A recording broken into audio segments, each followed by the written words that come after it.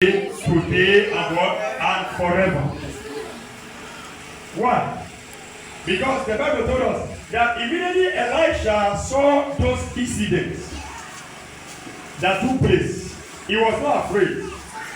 Why was he not afraid? Because he knew that he was present when God roasted 50 armies and their captain, which wanted to come and apprehend him and his master.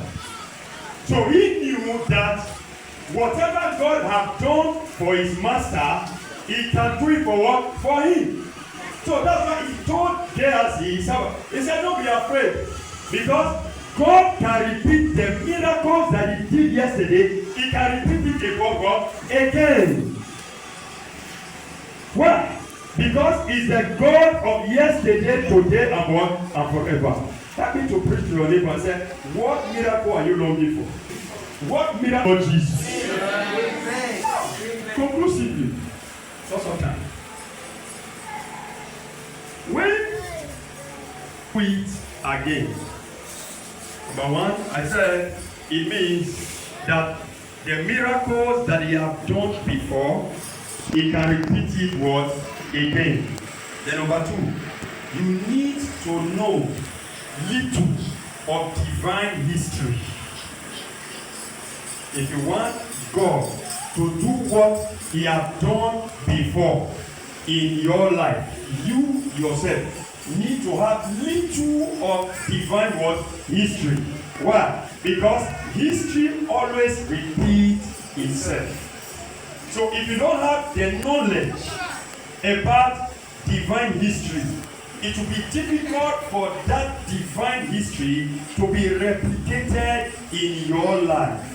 From the background story of where we read about Elisha and Gehazi, Elisha experienced, you know the history, how Moses parted the Red Sea, how Joshua parted River Jordan, how he and Elijah parted River Jordan, and how he himself parted River Jordan was alone. So with that consciousness of that history that he knew, he was able to believe that whatever God had done before, God would do it again, because he had knowledge. Knowledge of who God is and what God has done in the past. It will be difficult for you to believe that he can do what he has done God before. For example, I have heard that somebody can become pregnant when they have a low sperm count. I've heard it. I have seen it.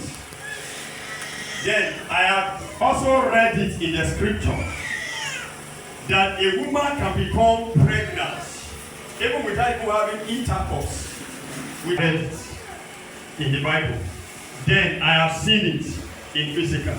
Then with that consciousness of that history, then I believe that God that did that come this September